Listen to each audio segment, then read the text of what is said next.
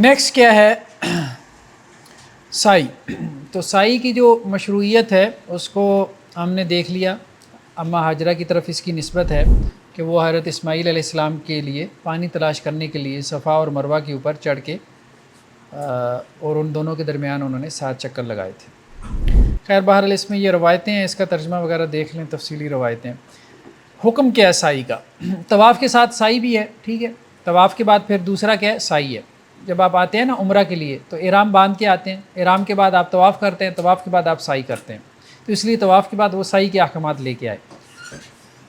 ایک رائے تو یہ ہے کہ سائی جو ہے وہ رکن ہے. یہ امام مالک اور امام شافعی کی رائے ہے، اور صحابہ میں بھی حضرت عبداللہ بن عمر کی، حضرت جابر کی، حضرت عائشہ رضی اللہ عنہ کی. تو رکن کا مطلب یہ ہے کہ اگر سائی رہ جائے گی تو حج نہیں ہوگا، ٹھیک ہے، حج آپ کا باطل ہو جائے گا. اس میں یہ روایت لے کے ہیں حضرت عائشہ رضی اللہ عنہ سے کہ اللہ کے رسول صلی اللہ علیہ وسلم نے طواف کو کیا کیا؟ سنت قرار دیا. تو کسی کے لیے یہ جائز نہیں ہے کہ وہ صفا اور مروہ کا جو طواف ہے، صفا اور مروہ کا طواف اس کو کہتے ہیں یا سائی کہہ لیں، وہ اس کو چھوڑے. کسی کے لیے یہ جائز نہیں ہے. ایک اور روایت میں مسلم کی حضرت عائشہ رضی اللہ عنہ سے کہ اللہ کے رسول صلی اللہ علیہ وسلم نے جو ہے وہ صفا اور مروہ کا طواف کیا، یعنی چکر کاٹے اس کے، تو یہ سنت تھی. اور میری عمر کی قسم، اللہ سبحانہ و تعالیٰ اس وقت تک جو ہے وہ حج قبول نہیں کریں گے، یا کسی کا حج اس وقت تک مکمل نہیں ہوگا جب تک وہ صفا اور مروہ کی سعی نہ کرے. تو ان روایتوں سے استدلال کیا گیا ہے کہ صفا اور مروہ کی جو سعی ہے یہ کیا ہے؟ یہ رکن ہے، کیونکہ اس کے بغیر حج مکمل نہیں ہوگا. وہ اردن میں سنا تھا غامدی صاحب فرما رہے تھے کہ یہ صحیح جو ہے نا آپ حج کا رکن ہے نہ عمرے کا رکن ہے، کیونکہ انہوں نے ثابت کیا کہ جب نبی کریم صلی اللہ علیہ وسلم نے طواف وداع کیا تو نبی کریم صلی اللہ علیہ وسلم نے صحیح نہیں کی. وہ ہم آگے آتے ہیں طواف وداع کی طرف بھی. حضرت عبداللہ بن عباس، حضرت انس، حضرت عبداللہ بن زبیر وغیرہ سے ہے، اور امام احمد سے بھی ایک روایت ہے کہ یہ سنت ہے. سائی کیا ہے؟ سنت ہے، ٹھیک ہے. مطلب سنت چھوڑ دے گا تو نہ دم ہے نہ ہی حج عمرے پہ کوئی فرق پڑے گا، ٹھیک ہے.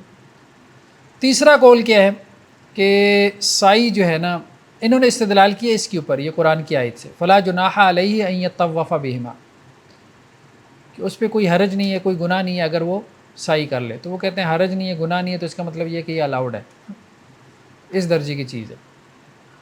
بہرحال لیکن اس قرآن کی آیت کی جو تشریح ہے وہ بعض روایتوں میں آئی ہے، بلکہ بعض صحابہ کو بھی یہ اشکال پیدا ہو گیا تھا کہ قرآن کی اس آیت سے تو یہی معلوم ہو رہا ہے کہ یہ فرض نہیں ہے، کیونکہ قرآن کا انداز یہ ہے کہ کوئی گناہ نہیں ہے اگر تم سائی کر لو. تو اس کی وضاحت پھر ام المومنین حضرت عائشہ رضی اللہ عنہ نے کی تھی کہ بیسیکلی یہ تھا کہ صفا اور مروہ کے اوپر جو ہے وہ بت پڑے ہوئے تھے، اور انصار کے کچھ قبائل ایسے تھے وہ ان بتوں کی عبادت کرتے تھے. تو دور جاہلیت میں تو ان کو یہ ہوا کہ دور جاہلیت میں تو ہم صفا اور مروہ کی جو سائی کر رہے تھے وہ تو بتوں کی وجہ سے کر رہے تھے، تو کہیں اب یہ اسلام کے اندر بھی یہ ہمارے لیے گناہ کا سبب نہ بن جائے. تو اس پہ کہا گیا کہ نہیں یہ گناہ نہیں. تو اس کانٹیکس میں اس کو کہا گیا کہ وہ گناہ نہیں، نہ کہ اس وجہ سے کہ یہ کوئی مباح درجے کی چیز ہے، ایسا نہیں. ہاں، امام ابو حنیفہ کی رائے یہ ہے کہ نہ یہ رکن ہے نہ یہ سنت ہے، بلکہ یہ واجب ہے. رکن اس کو کہتے ہیں حج کا رکن کہ وہ رہ جائے تو حج نہیں ہے، اور واجب رہ جائے تو اس کے بدلے کیا ہے؟ دم ہے، اور سنت رہ جائے تو دم بھی نہیں ہے، ٹھیک ہے. تو یہ 3 اقوال ہیں. بہرحال اس میں زیادہ بہتر قول یہی معلوم ہوتا ہے کہ یہ رکن ہے، یہی واللہ اعلم، اللہ بہتر ہے. سائی کی شروط کیا ہے؟ طواف کے بعد ہوگی نمبر 1، اس میں بھی 7 چکر ہے. نمبر 2، نمبر 3 صفا سے شروع کریں گے، مروہ پہ ختم کریں گے، ٹھیک ہے. اور نمبر 4 کیا ہے کہ سائی جو ہے وہ مسعی میں ہوگی، جیسے طواف مطاف میں ہوگا تو سائی مسعی میں، جو سائی کا مقام ہے، ٹھیک ہے. وہ صفا اور مروہ کے درمیان ایک رستہ ہے. چوتھا کیا ہے؟ صفا کے اوپر چڑھنا. یہ شرط نہیں ہے لیکن مستحب ہے کہ آپ پہاڑی کے اوپر چڑھیں، صفا کے اوپر اور مروہ کے اوپر، کیونکہ آپ صلی اللہ علیہ وسلم پہاڑی کے اوپر چڑھ کے بیت اللہ کی طرف رخ کر کے دعا کرتے تھے، صفا کے اوپر بھی اور مروہ کے اوپر بھی آپ ایسا کرتے تھے، ٹھیک ہے. لیکن مطلب یہ ضروری نہیں ہے، ضروری نہیں. سائی میں 7 چکر پے در پے لگانا یہ بھی کنڈیشن نہیں ہے لیکن مستحب ہے، ریکمینڈڈ ہے. طواف میں بھی کنڈیشن نہیں ہے، یہاں پہ بھی کنڈیشن نہیں ہے. حضرت عبداللہ بن عمر سے ہے کہ وہ صفا اور مروہ کے درمیان سعی کر رہے تھے کہ ان کو پیشاب کی حاجت محسوس ہوئی، تو وہ سائڈ پہ ہوئے اور جا کے انہوں نے اپنی حاجت پوری کی، پھر پانی منگوایا، پھر وضو کیا، پھر جہاں سے سائی چھوڑی تھی وہاں سے انہوں نے شروع کی. ٹھیک ہے، آپ واش روم سے ہو کے آ جائیں تو جہاں سے چھوڑی تھی وہاں سے آپ اس کو شروع کر سکتے ہیں، کوئی حرج نہیں. تو درمیان میں تھک گیا ہے، آرام کرنے کے لیے بیٹھ جاتا ہے تو کوئی حرج نہیں ہے. جس طرح طواف میں درمیان میں آپ منقطع کر سکتے ہیں طواف کو، اسی طرح سائی کو بھی کر سکتے ہیں، کوئی حرج نہیں. نیکسٹ کیا ہے؟ سائی کے لیے طہارت. تو سائی کے لیے طہارت شرط نہیں ہے، طواف کے لیے شرط ہے، سائی کے لیے شرط نہیں ہے. کر لے تو بہتر ہے، یعنی وضو کی حالت میں کرے تو بہتر ہے. اس کی وجہ یہ ہے کہ آپ صلی اللہ علیہ وسلم نے حضرت عائشہ رضی اللہ عنہ کو مینسز میں بھی اس کی اجازت دی تھی نا. کیا کہا تھا جب ان کو مینسز شروع ہو گئے کہ آپ حج کے تمام ارکان پورے کریں سوائے طواف کے، یعنی سائی بھی کریں، کیونکہ مسا کی جو جگہ ہے وہ حرم کا حصہ نہیں ہے. سعودی علماء عام طور پہ یہی فتویٰ دیتے ہیں، مطلب مسجد حرام کا حصہ نہیں ہے وہ جو سائی کی جگہ. سائی جو ہے وہ پیدل بھی کی جا سکتی ہے اور سواری پہ بھی کی جا سکتی ہے، اس میں کوئی حرج نہیں. ٹھیک ہے، ویل چیئر پہ بھی کی جا سکتی ہے، لیکن پیدل جو ہے وہ یہ افضل ہے.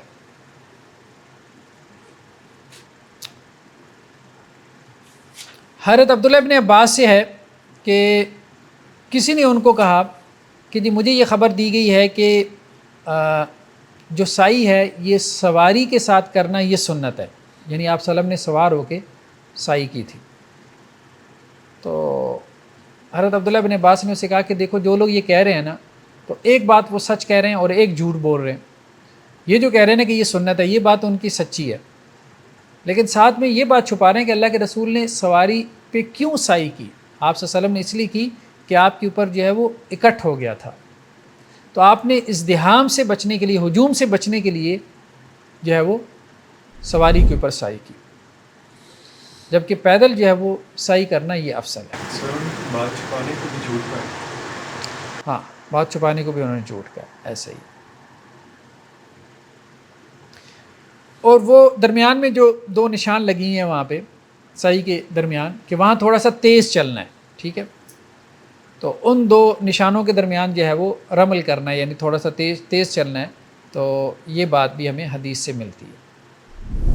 حضرت عبداللہ بن عمر سے ہے کہ وہ صفا اور مروہ کے درمیان جو ہے وہ سائی کرتے تھے، اور پھر جب وہ جو 2 مقام آتے تھے، اب اس کو کیا کہتے ہیں اب میرے ذہن میں نہیں ہے، وہ سائی کے درمیان میں 2 جگہ بنی ہیں، انہوں نے اس کو لائٹوں سے بھی نا تھوڑا سا واضح کیا ہوا ہے کہ جہاں اماں حاجرہ تھوڑا سا تیز دوڑی تھیں تو وہاں تھوڑا سا تیز چلنا جو ہے وہ مسنون ہے.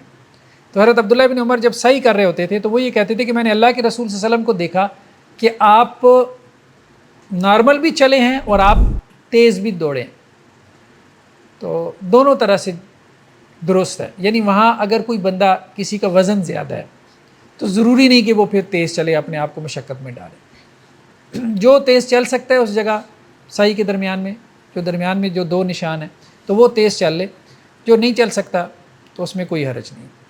تو حضرت عبداللہ بن عمر کہتے ہیں کہ میں نے اللہ کے رسول صلی اللہ علیہ وسلم کو دیکھا کہ آپ یہاں تیز بھی چلتے تھے، یہاں آپ نارمل انداز سے بھی قدم اٹھاتے تھے، اور اب میں بوڑھا ہو گیا ہوں، مطلب اب میں یہاں تیز نہیں چلوں گا.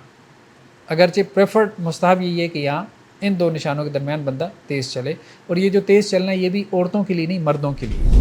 صفا اور مروہ پہ چڑھ کے بیت اللہ کی طرف رخ کر کے دعا مانگنا یہ بھی مستحب ہے. اللہ کے رسول صلی اللہ علیہ وسلم جب آئے تو آپ نے صفا سے ابتدا کی، اور یہ قرآن کی آیت پڑھی کہ ان الصفا والمروۃ من شعائر اللہ، کہ اللہ نے صفا سے ابتدا کی، ہم بھی صفا سے ابتدا کریں گے. تو آپ صفا کے اوپر چڑھے اور آپ نے بیت اللہ کی طرف رخ کیا، اور پھر اللہ کی وحدانیت بیان کی، اور 3 مرتبہ اللہ اکبر کا، اور اللہ کی حمد و ثنا بیان کی، اور پھر یہ کلمات کہی لا الہ الا اللہ وحدہ لا شریک لہ لہ الملک ولہ الحمد یحیی و یمیت وہو علی کل شیء قدیر لا الہ الا اللہ وحدہ انجز وعدہ ونصر عبدہ وہزم الاحزاب وحدہ. اللہ نے اپنا وعدہ پورا کر دیا، اپنے بندے کی اللہ نے مدد کی، اور اللہ اکیلے نے سارے لشکروں کو شکست دے دی. ٹھیک ہے. پھر آپ صلی اللہ علیہ وسلم نے جو ہے وہ پھر دعا مانگی. ٹھیک ہے. پھر اس کے بعد آپ مروہ پہ گئے، پھر آپ نے وہاں پہ چڑھ کے بیت اللہ کی طرف رخ کیا، پھر اللہ کی حمد و ثنا بیان کی، پھر یہ کلمات کہے، پھر اس کے بعد دعا کی. تو اللہ کے رسول صلی اللہ علیہ وسلم کی سعی بہت لمبی چوڑی ہوتی تھی. آپ یوں سمجھے کہ جیسے صفا کے اوپر آپ کوئی 10-15 منٹ دعا کریں، 10-15 منٹ وہاں مروہ پہ دعا کریں، اسی طرح سے 7 مرتبہ آپ دعا کریں، درمیان میں سعی بھی کریں، تو اچھی خاصی جو ہے وہ گھنٹوں کی سعی بن جاتی ہے. حضرت نافع سے ہے کہ وہ یہ کہتے ہیں میں نے عبداللہ بن عمر کو دیکھا کہ وہ صفا کے اوپر یہ دعا کر رہے تھے کہ یا اللہ آپ نے یہ بات کہی ہے کہ مجھے پکارو میں تمہاری دعا قبول کروں گا، اور آپ اپنے وعدے کے خلاف نہیں کرتے. یا اللہ جیسے آپ نے مجھے اسلام کی ہدایت دی تو میری وفات بھی اسلام کے اوپر کرنا. کوئی بھی دعا آپ مانگ سکتے ہیں صفا پہ مروہ پہ کھڑے ہو کے، یعنی یہ نہیں کہ بس آئے جائے اور چکر ہی پورا کرے. سنت طریقہ کیا ہے کہ صفا پہ بھی کھڑے ہو کے بیت اللہ کی طرف رخ کر کے دعائیں کرے، مروہ پہ بھی کھڑے ہو کے بیت اللہ کی طرف رخ کر کے دعائیں کرے. یہ سنت طریقہ ہے. اور صفا اور مروہ کے درمیان چلتی ہوئی ہے تو وہ دعا کرے، قرآن کی تلاوت کرے، ذکر اذکار کرے. کوئی متعین دعائیں نہیں ہیں، جس طرح طواف میں کوئی متعین دعا نہیں ہے، اسی طرح سعی میں بھی کوئی متعین دعا نہیں ہے. کچھ روایتیں لے آتے ہیں لیکن وہ ضعیف روایتیں ہیں، کوئی بھی دعا کر سکتے ہیں. اب اس کے بعد کیا ہے، یعنی یہ تو ابھی ایک طرح سے آپ کہہ لینا کہ حج افراد کو لے کے چل رہے ہیں. طواف ہوا، پھر اس کے بعد سعی ہوئی، تو پھر اب آپ نے کیا کرنا ہے، منا کا رخ کرنا ہے 8 ذی الحجہ کو. ٹھیک ہے. اس کو ابھی ہم تصویر سے دیکھ لیتے ہیں، پھر اس کے بعد جو ہے وہ آگے چلتے ہیں. دیکھیں یہ بیت اللہ ہے. ٹھیک ہے. یہ مسجد حرام ہے. ٹھیک ہے. مسجد حرام ہے. یہاں سے آپ نکلے، آگے منا کا میدان ہے. ٹھیک ہے. یہ میدان ذہن میں رکھنا ہے. ٹھیک ہے. منا کے بعد تھوڑا سا فاصلہ ہے، پھر اس کے بعد آگے مزدلفہ کا میدان ہے. مزدلفہ کے بعد آگے اچھا خاصا فاصلہ ہے، پھر آگے چل کے عرفات کا میدان ہے. ٹھیک ہے. تو آپ یہاں مسجد حرام سے نکلتے ہیں، منا میں قیام کرتے ہیں. 8 کو آپ نکلتے ہیں، 8 کو آپ نے نکل جانا ہے مسجد حرام سے، یا آپ کہہ لیں اپنے ہوٹل سے نکل جانا ہے، جہاں پہ بھی آپ ہیں. ٹھیک ہے. تو یہاں آپ منا میں آ گئے، یہاں خیمے لگے ہیں. تو منا میں آپ نے 8 کو ظہر پڑھی، عصر پڑھی، مغرب پڑھی، عشاء پڑھی، اور اگلے دن کی فجر، 5 نمازیں. اگلا دن اب کیا ہو گیا، 9 ذی الحجہ. ٹھیک ہے. 9 ذی الحجہ ہو گیا. 9 ذی الحجہ کو آپ منا میں ہیں. پھر 9 کو آپ نکلے یہاں سے، پھر مزدلفہ آپ نے کراس کیا، مزدلفہ میں آپ نے ٹھہرنا نہیں ہے، اور سیدھا آپ چلے گئے عرفات میں. یہاں 9 کو آپ نے ظہر سے لے کے مغرب تک قیام کرنا ہے 9 ذی الحجہ کو. یہی حج کا دن ہے، اسے ہم حج کا دن کہتے ہیں، جس دن حج کا خطبہ پڑھا جاتا ہے. ٹھیک ہے. تو یہاں عرفات میں جا کے آپ نے ظہر اور عصر کی نماز جمع کرنی ہے، دونوں نمازیں جمع کرنی ہے. پھر جمع کر لی، اب مغرب تک کیا کام کرنا ہے، مغرب تک آپ نے دعا کرنی ہے، کثرت سے ذکر اذکار کریں، قرآن کی تلاوت کریں، لیکن زیادہ اہم چیز ہے دعا کرنا مغرب تک، غروب آفتاب تک. پہنچنے کے بعد ہوگا پھر نماز بعد میں ہوگی. جی اب وہ آتے ہیں، ہم تفصیل سے دیکھتے ہیں، تفصیل سے ہم دیکھتے ہیں. تو خطبہ عام طور پہ جو ہے وہ ظہر کے وقت ہو جاتا ہے. رش بہت ہوتا ہے وہاں. مسجد نمرہ ہے، مسجد نمرہ میں عام طور پہ جو ہے وہ جو حج کا جو بھی ہے امام ہے وہ خطبہ دیتا ہے. وہاں رش بہت ہو جاتا ہے، بہت ازدحام ہو جاتا ہے. اوائڈ کرنا چاہیے خاص طور پہ بوڑھوں کو. میں وہاں گیا تھا تو رش پڑ گیا، جیسے وہ رمی جمار پہ رش پڑتا ہے نا، تو ایسی وہاں مسجد نمرہ میں رش پڑ گیا. مجھے بھی نہیں پتہ تھا، لوگوں کو پہلا تجربہ ہوتا ہے، ٹریننگ ہوتی کوئی نہیں، کسی نے بتایا بھی نہیں ہے کہ بھائی یہ رش کے مقامات ہیں، رش کی جگہ ہیں. میں نے کہا جی مسجد نمرہ میں جانا چاہیے، امام کے سامنے بیٹھ کے خطبہ سنتے ہیں. اچھا جنہوں نے امام کے سامنے بیٹھ کے خطبہ سننا ہوتا ہے وہ وہاں فجر وہاں جا کے پڑھتے ہیں. یہ صورت حال ہوتی. تو ہمیں کیا پتہ تھا، ہم تو اپنے وقت پہ نکلے. تو وہ رش اتنا پڑ گیا، دھکم پیل شروع ہو گئی. اب کئی لوگ ایسے تھے جنہوں نے جو اپنی والدہ ویل چیئر پہ وہ والدہ کو کیسے سنبھالیں؟ وہ ایک مصری تھا، میں نے دیکھا کہ اس نے وہ مغلظات پھر بکیں. اب ظاہری بات ہے اس کی ماں کی جان نکل رہی تھی، اب وہ کیا کرتا؟ تو اب کیا اس کا حج بیچارے کا کیا باقی رہ گیا ہوگا؟ تو وہ ایک نفلی نیکی جو ہے وہ کمانے کی خاطر بندہ جو ہے وہ ایک جسے کہتے ہیں کہ جی فسق و فجور میں پڑ جاتا ہے. تو اس لیے رش سے بچیں. رش میں دھکم پیل جب شروع ہو جاتی ہے نا تو پھر وہ قیامت کا منظر ہوتا ہے، اور مطلب جو غلیظ گالی انسان کے ذہن میں آتی ہے پھر بندہ بکتا چلا جاتا ہے، صبر نہیں کر پاتا ہے. کیا ظاہری بات ہے قیامت کا منظر ہوتا ہے. ٹھیک ہے، نہیں لوگ صبر کرنے والے بھی ہیں، ہم یہ نہیں کہہ رہے، صبر کرنے والے بھی. تو اپنے خیموں میں رہ کے اسپیکر لگے ہوتے ہیں. آپ حج کا خطبہ سن لیں، خیموں میں بھی نماز ہوتی ہے. ٹھیک ہے، عرفات میں ساری جگہوں پہ لوگ پھیلے ہوتے ہیں خیموں میں، تو وہاں خیموں میں نماز پڑھ لیں. وہاں جا سکتے ہیں مسجد نمرہ میں. مسجد نمرہ میں تو پہلی بات ہے جگہ ہی نہیں ملتی، وہ تو باہر آپ کو سڑک پہ جگہ ملے گی لیکن بہرحال ٹھیک ہے چلے جائیں. تو یہاں آپ نے زور سے مغرب تک قیام کرنا ہے. غروب آفتاب کے بعد یہاں سے آپ نکلیں گے. ٹھیک ہے، تو غروب آفتاب کے بعد اب 10 شروع ہو گئی ہے، تو مزدلفہ میں آپ آ کے آپ نے 10ویں کی رات ٹھہرنا ہے. یہاں آ کے آپ پہلے تو مغرب اور عشاء جمع کریں گے، اور پھر آپ نے یہاں صبح فجر کی نماز پڑھنی ہے، اور فجر کے بعد آپ یہاں سے نکلے. تو اب جب آپ نکلے تو یہ کون سا دن ہے؟ 10 ذی الحجہ. 10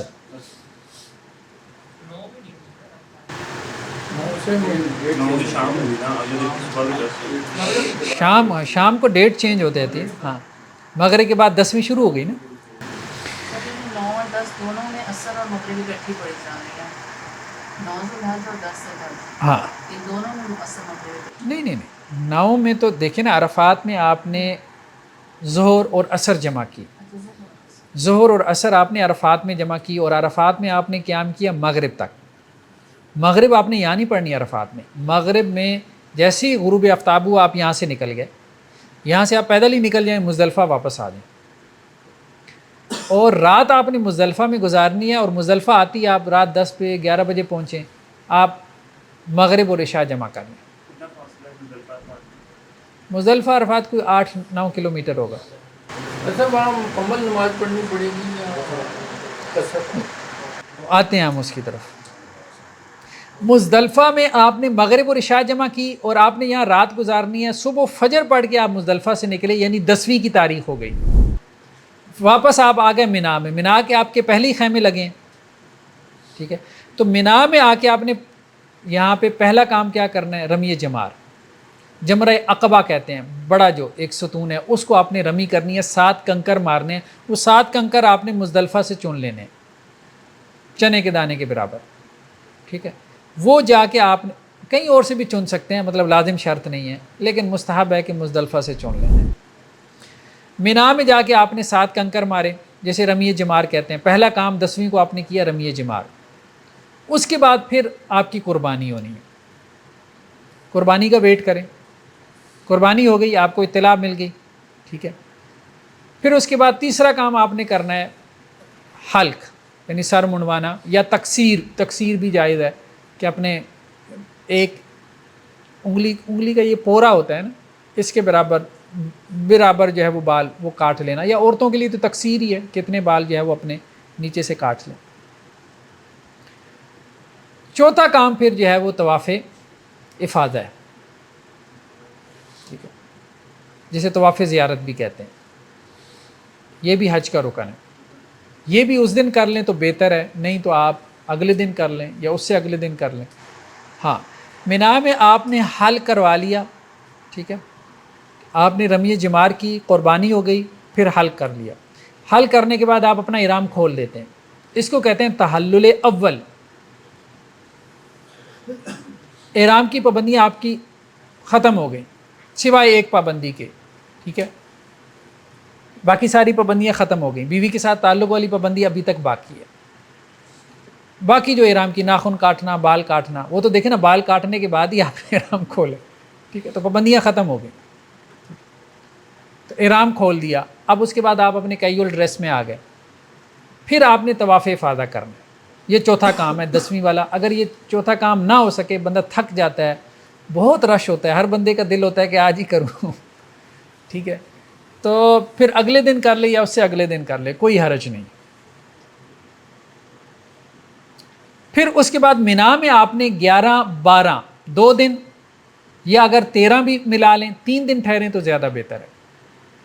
اور ان 3 دنوں میں آپ نے کیا کرنا ہے؟ خیموں میں رہنا ہے، نمازیں پڑھنی ہیں، اور پھر کنکریاں مارنی ہیں تینوں جمرات کو، چھوٹے، درمیانے اور بڑے جمرے کو ساتھ ساتھ کنکریاں مارنی ہیں، ٹھیک ہے۔ کتنی ہو گئیں؟ 21۔ 2 دن میں کتنی ہو گئیں؟ 42۔ اور پہلے جو 7 ماری تھیں تو 49 ہو گئے، اور اگر آپ نے 3 دن ٹھہرنا ہے تو پھر یہ 70 ہو جائیں گے۔ پہلے دن تو دیکھیں نا، ہم نے بڑے جمرے کو صرف 7 کنکریاں مارنی ہیں، اس کے بعد آپ نے مینا میں 2 دن جب ٹھہرنا ہے نا، تو آپ نے تینوں جمرات کو 7 کنکریاں مارنی ہیں۔ اگر آپ نے 2 دن ٹھہرنا ہے تو کتنی کنکریاں ہو گئی؟ یہ 21 اور 21 42، اور جو 10ویں کی تھیں 7 تھیں، 11ویں اور 12ویں ذی الحجہ کی 21 21 14۔ پہلے دن صرف بڑے کو مارنی ہے 7، دوسرے دن تینوں کو مارنی ہے 7 تیسرے دن پھر تینوں کو 7 مارنی ہے۔ جی وہ آ رہی ہے جی بات۔ اور اگر آپ نے جو ہے وہ تیسرا دن بھی ملا لیا، وہاں تیسرا دن وہ والا مراد لے رہے ہیں، ٹھیک ہے، تو وہ پھر 70 ہو جائیں گے، ایک ایک کر کے۔ وہ آگے ساری تفصیل یہی تو پڑھنی ہے۔ ہاں، مینا میں رک کے نمازیں پڑھنی ہے اور اللہ کا ذکر اذکار کرنا۔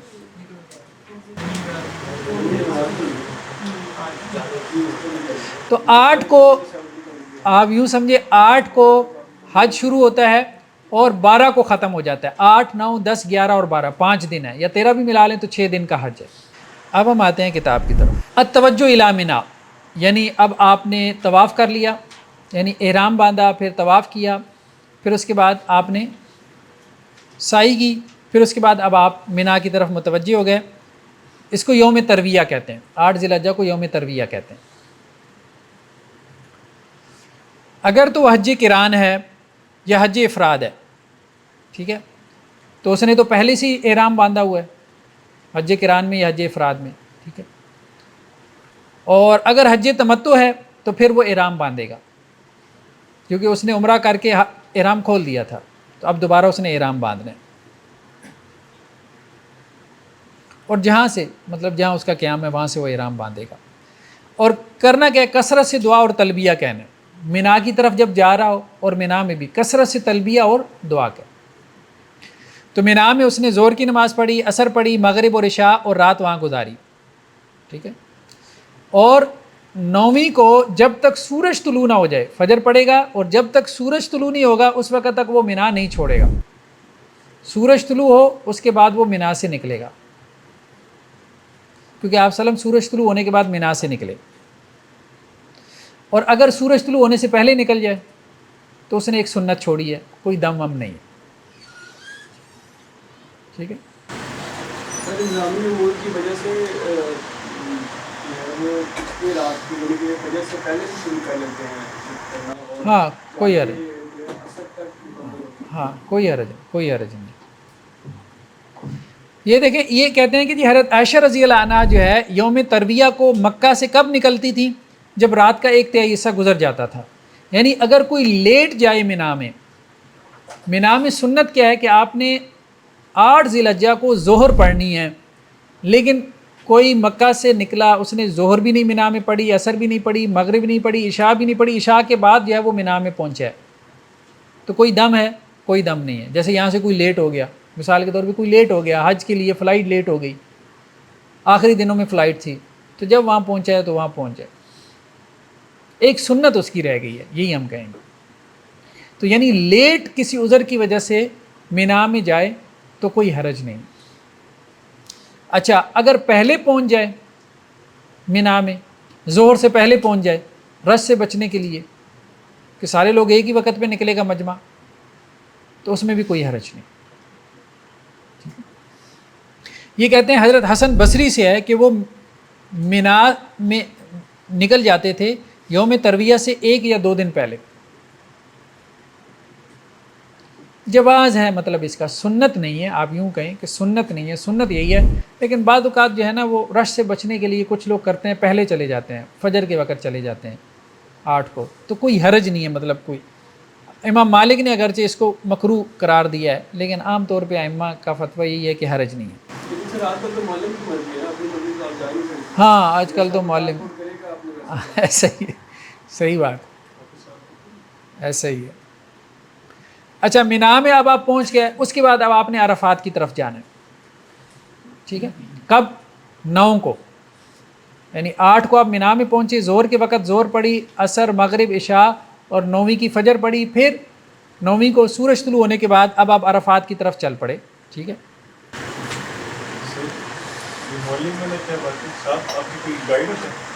معلم سے مراد یہ نا آپ گروپ کی صورت میں جاتے ہیں نا، جب آپ گروپ کی صورت میں جاتے ہیں تو آپ پابند ہوتے ہیں نا وہاں کے نظم و ضبط کے، ٹھیک ہے، انہی کی ٹرانسپورٹ ہے، سارا کچھ ہے، آپ ایک گروپ کی صورت میں موو کرتے ہیں۔ ہاں اگرچہ ٹھیک ہے کہ بعض اوقات نا گروپ قائم نہیں رہ پاتے، جب آپ خاص طور پہ عرفات سے واپس آتے ہیں نا مزدلفہ کی طرف، تو وہاں تو سمجھ ہی نہیں آتی کہ کیا ہو رہا ہے، لوگ بکھر جاتے ہیں۔ سر وہ آپ نے کہا تھا کہ پیدل جانا چاہیے لوگوں کو احساس ہوتا ہے، تو وہ پھر کس طرح سے ممکن ہے؟ وہ پھر کس طرح سے ممکن ہے؟ کیونکہ پیدل تو بندہ نہیں جا سکتا، جب تو وہ کسی ٹرانسپورٹ کے ذریعے ہے۔ ہاں نہیں پیدل تو جیسے واپسی میں پیدل آ جائیں، یا جاتے ہوئے بھی لوگ پیدل جاتے ہیں، وہ آپ تھوڑی بہت معلومات لے کے جو ہے وہ مینیج کر سکتے ہیں۔ بندہ وہ گروپ سے نکل سکتا ہے، ہاں ممکن ہے۔ ہاں ایسا نہیں ہے، اتنی سختی بھی نہیں ہوتی، ایسا نہیں۔ تو آپ 9 کو جو ہے وہ مینا سے عرفات کے لیے نکلیں گے، ٹھیک ہے، تلبیہ کہتے ہوئے، تکبیر اور تحلیل کہتے ہوئے۔ تو محمد بن ابی بکر سے ہے کہ میں نے حضرت انس بن مالک سے جو ہے وہ پوچھا، اور ہم مینا سے جو ہے وہ عرفات کی طرف تلبیہ کہتے ہوئے جو ہے وہ نکلتے ہیں، تو میں نے پوچھا کہ آپ کیا کرتے تھے اللہ کے نبی صلی اللہ علیہ وسلم کے ساتھ؟ تو انہوں نے کہا کہ جی ہمارے ہاں کچھ لوگ تلبیہ کہتے تھے یعنی صحابہ، اور کچھ تکبیر کہتے تھے، اور کچھ تحلیل یعنی لا الہ الا اللہ، کچھ اللہ اکبر پڑھے ہوتے تھے، کچھ تلبیہ پڑھے ہوتے تھے، ملا جلا کام تھا۔ تو بس اللہ کو یاد کرتے ہوئے جو ہے وہ مینا سے عرفات کی طرف نکلے۔ عرفات میں مسجد نمرہ ہے، ٹھیک ہے، وہاں پہ جو ہے بہتر ہے کہ وہاں پہ قیام کرے۔ اچھا مسجد نمرہ کے بارے میں کہا جاتا ہے کہ وہ پوری کی پوری عرفات میں نہیں ہے، کچھ لوگ وہاں جا کے قیام کر لیتے ہیں، حالانکہ وہ عرفات میں نہیں ہے، اس کی جو اگلی صفحے ہیں نا وہ وادی ارنا میں ہے، وادی ارنا جو ہے وہ عرفات کا حصہ نہیں ہے، وہ آگے بات آ رہی ہے۔ تو مسجد نمرہ کا پچھلا حصہ وہ عرفات میں ہے۔ تو اب جو امام عام طور پہ جو خطبہ دینے والا ہے نا، وہ جو خطبہ دے رہا ہوتا ہے نا تو وہ عرفات سے باہر کھڑا ہوتا ہے، تو جو اس کے سامنے بیٹھا ہے اگلی صفوں میں تو وہ عرفات سے باہر ہے، اسے عرفات میں آنا پڑے گا، یہ ایک ٹیکنیکل مسئلہ ہے، ورنہ اس کا وقوف عرفہ نہیں ہوگا اور اس کا حج بھی نہیں ہوگا۔ اور سب سے بڑا رکن جو ہے وہ وقوف عرفہ ہے، ہاں اس پہ تو دم بھی نہیں دے سکتا۔ دیکھیں اس کو تو پتہ ہے نا، مسئلہ یہ نہیں ہے، مسئلہ یہ ہے کہ وہاں عرفات میں ضروری نہیں کہ ظہر سے لے کے آپ نے کنٹینیوسلی مغرب تک رہنا ہے، آپ نے عرفات میں تھوڑا سا بھی قیام کر لیا، ٹھیک ہے، تو آپ کا عرفات کا قیام ہو گیا، تھوڑا سا بھی، تھوڑی دیر کے لیے۔ مستحب یہ ہے کہ ظہر سے مغرب تک کرے، یہ بات ہے۔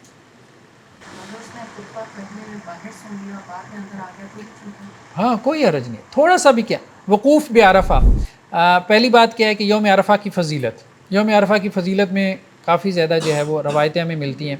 حضرت انس بن مالک سے ہے کہ اللہ کے نبی صلی اللہ علیہ وسلم نے عرفات میں قیام کیا اور سورج جو ہے وہ ڈھلنے کے قریب تھا، تو آپ صلی اللہ علیہ وسلم نے حضرت بلال سے کہا کہ لوگوں کو چپ کرواؤ، تو حضرت بلال کھڑے ہوئے اور انہوں نے لوگوں کو چپ کروایا، تو آپ صلی اللہ علیہ وسلم نے فرمایا کہ لوگوں میرے پاس ابھی حضرت جبریل علیہ السلام آئے ہیں اور انہوں نے اللہ کی طرف سے جو ہے وہ سلام بھیجا ہے، اور ساتھ میں یہ کہا ہے کہ اللہ سبحانہ و تعالیٰ نے اہل عرفات کی مغفرت کر دی اور مشعر حرام والوں کی بھی مغفرت کر دی، جو مزدلفہ کو مشعر حرام کہتے ہیں، ٹھیک ہے، اللہ نے ان کے خطاؤں سے درگزر کر دیا۔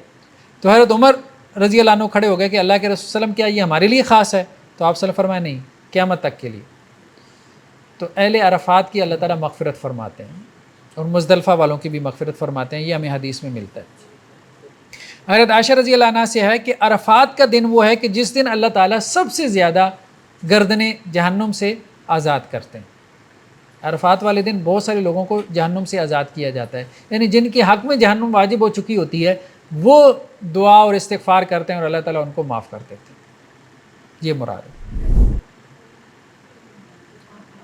تو عرفات کے دن دعا کی بہت فضیلت ہے. ایک تو حاجی وہاں پہ دعا کر رہے ہیں، یہاں پہ بھی انسان کو موقع ملے تو یہ ظہر سے مغرب کے درمیان میں جو وقت ہے تو اس میں دعا کا اہتمام کریں.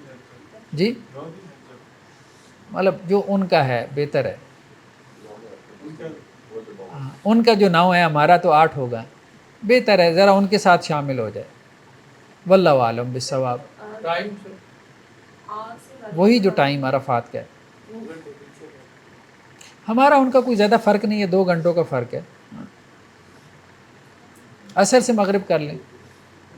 یہ جو آج سے لڑکے بنانے کی جو ہم حیات لوگ ہیں وہ اپنے اپنے لیے پیش کی دیکھتے ہیں جو وفات پا چکے ہیں ان کے لیے دعا کرتے ہیں. دونوں کے لیے دونوں. وقف الوقوف مطلب کتنا وہ ٹھہرے، وقت کیا ہے. تو اس میں جمہور علماء یہ کہتے ہیں کہ ابتدا اس کی کہاں سے ہوتی ہے؟ 9 کے دن سورج ڈھلنے سے اس کی ابتدا ہوتی ہے اور 10ویں کی فجر تک رہتی ہے. یعنی 10ویں کی فجر تک، اگر ویسے تو یہی ہے نا کہ مغرب تک وہاں ٹھہرے، لیکن اگر کوئی لیٹ ہو گیا وہ مغرب کے بعد رات کی کسی حصے میں عرفات میں آ کے ٹھہرا تو اس کا وقوف عرفہ ہو گیا. یہ بات ہو رہی.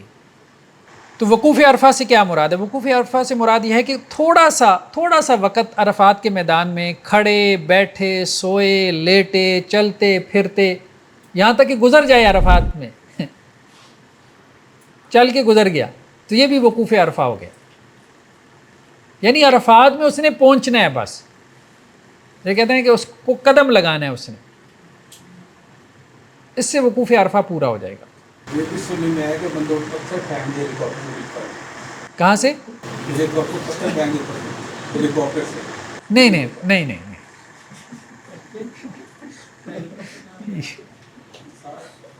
یہ کوئی جدید مسئلہ ہی ہے. ظاہری بات ہے اس وقت تو نہیں تھا یہ. اب یہ جو رائل فیملی ہے انہوں نے نکالا ہوگا. فیملی کا اپنا پہلے سے کوئی جلدی ہے. ہاں یہ بات بھی ہے. ہیلی کاپٹر میں اوپر سے گزر جائے ہو جائے گا وہ. واللہ عالم. اب یہ جدید مسائل جو ہے نا. ایک سوال یہ پیدا ہوا کہ اگر کوئی عرفات میں جو ہے وہ بے ہوشی کی حالت میں لایا گیا، ایک بندہ تھا اب سفر میں چلتے چلتے بے ہوش ہو گیا، حاجی تھا، گرمی ہے جیسے، تو اب اس کو اس کے ساتھیوں نے اٹھایا اور عرفات میں لے گیا، تو اس کا وقوف عرفہ ہو گیا کہ نہیں ہوا؟ تو اس میں امام ابو حنیفہ اور امام مالک کہتے ہیں کہ ہو گیا. امام شافعی اور امام احمد کہتے ہیں کہ نہیں ہوا، کہتے ہیں نہیں ہوش کی حالت میں ہوا. واللہ عالم بالصواب. اللہ بہتر جانے. ہیں کسی بھی نیکی کے لیے ہوش میں ہونا ضروری ہے. کسی بھی نیکی کے لیے ہوش میں. اللہ بہتر جانتا ہے. اب کیا کرے، اس کی بھی مجبوری ہوگی، بیچارہ بے ہوش ہو گیا، کو خود مطلب اپنے وہ شوق سے تو تھوڑا ہوا ہوگا. اب وہ حج پہ گیا اتنا پیسہ لگا کے، تو انہوں نے سوچا ہوگا کہ چلو یار اس کا یہ رکن رہ نہ جائے، تو لوگ سوچتے ہوں گے، ظاہری بات ہے. صخرہ کے پاس، صخرات مراد یہ جسے جبل رحمہ کہتے ہیں، اس کے پاس عرفات میں قیام کرنا یہ کیا ہے؟ یہ پسندیدہ ہے. دیکھیں منا، مزدلفہ اور اسی طرح سے عرفہ میں اللہ کے رسول صلی اللہ علیہ وسلم کا جہاں قیام ہوا ہے نا، تو وہاں انہوں نے مسجدیں بنا دی. یہ اچھا ہے. عرفات تو بہت بڑا میدان ہے، کہیں پہ بھی آپ قیام کر سکتے ہیں، لیکن جبل رحمہ کے پاس اس کے اوپر نہیں چڑھے آپ سلام، لوگ اس کے اوپر چڑھ جاتے ہیں. اب انہوں نے کیا کیا، اس کے دامن میں ایک مسجد بنا دی ہے چھوٹی سی. تو وہ مسجد اصل میں اللہ کے رسول صلی اللہ علیہ وسلم کی قیام کی جگہ ہے، وہاں آپ صلی اللہ علیہ وسلم نے قیام کیا. اسی طرح مزدلفہ میں آپ صلی اللہ علیہ وسلم نے قیام کیا. مشعر حرام اس جگہ کا نام، ویسے مزدلفہ کو بھی مشعر حرام کہتے ہیں، لیکن وہاں پہ مزدلفہ میں جس جگہ آپ نے قیام کیا وہاں انہوں نے مشعر حرام کے نام سے مسجد بنا دی. منا میں آپ نے جہاں قیام کیا وہاں انہوں نے مسجد خیف کے نام سے ایک مسجد بنا دی. بلکہ منا کی مسجد کے بارے میں تو آتا ہے کہ 70 انبیاء نے وہاں پہ نماز پڑھی مسجد خیف میں. ہاں یہ روایت درست نہیں ہے کہ مسجد خیف میں 70 انبیاء مدفون ہیں، یہ درست نہیں، یہ ضعیف روایت ہے. یہ روایت البتہ سند سے صحیح ثابت ہے کہ مسجد خیف یہ جو جگہ ہے یہاں 70 انبیاء نے، تو منا میں جو مسجد ہے وہاں مسجد میں نماز پڑھے. मुज़दलिफ़ा में भी कोशिश करे, लेकिन अब ज़ाहिर बात है लोगों को अगर पता है तो लोग तो वहाँ कहाँ जगह देंगे। मस्जिद खैफ मिना में है, मस्जिद मशर हराम ये मुज़दलिफ़ा में है, और मस्जिद सखरात इसको कहते हैं, ये जबल रहमा के पास है। और एक मस्जिद अरफात में और है, मस्जिद नमिरा जिसे कहते हैं। वो हमने कहा कि उसका जो अगला हिस्सा है, कहा यह जाता है वल्लाहु आलम कि उसकी अगली कुछ सफ़ें जो हैं वो मैदान अरफात में नहीं है, वो वादी आरना में है, जो वादी जो है वो मुज़दलिफ़ा और अरफात के दरमियान। तो आप सल्लल्लाहु अलैहि वसल्लम ने फरमाया कि देखो मैंने यहाँ पे वकूफ़ किया है, ठीक है, सखरात के पास, जबल रहमा के पास। कहा जाता है यहाँ पे हज़रत आदम और अम्मा हवा की मुलाकात हुई थी और उनकी दुआ कबूल हुई थी, वल्लाहु आलम, तारीख़ी रवायतें। तो आप सल्लल्लाहु अलैहि वसल्लम फरमाया कि मैंने यहाँ पे वकूफ़ किया, लेकिन अरफात कुल का कुल क्या है, वकूफ़ की जगह। अरफात में दाखिले से पहले गुस्ल मुस्तहब है, पसंदीदा है। हज़रत अब्दुल्लाह इब्न उमर गुस्ल करते थे, बल्कि वो तो अरफात की रात को गुस्ल कर लेते थे। जी वल्लाहु आलम, देखना पड़ेगा। हाँ मिना में करेगा फिर, हाँ वो मिना में कर सकता है। हाँ हाँ बाद में भी नहीं। आदाब क्या हैं वकूफ़ अरफा के, कि आपने वहाँ पे ठहरना है, इस्तिग़फ़ार करना है, मतलब ज़ोहर से लेके मगरिब तक कसरत से दुआ करनी है। हज़रत उसामा बिन ज़ैद से है कि मैं अल्लाह के नबी सल्लल्लाहु अलैहि वसल्लम के साथ था अरफात में, और मैंने देखा कि आपने दोनों हाथ उठाए और आप दुआ मांग रहे थे। दुआ कसरत से दुआ करें, बस ये है। और ये भी है कि आप सल्लल्लाहु अलैहि वसल्लम जो है वो अरफात वाले दिन ये कलिमात कसरत से कह रहे थे, ला इलाहा इल्लल्लाह वहदहु ला शरीका लह लहुल मुल्कु व लहुल हम्द बियदिहिल खैर व हुवा अला कुल्लि शैइन क़दीर। ये मुस्नद अहमद की रवायत है। बल्कि एक और रवायत में है कि आप सल्लल्लाहु अलैहि वसल्लम फरमाया कि बेहतरीन दुआ अरफात के दिन की दुआ है।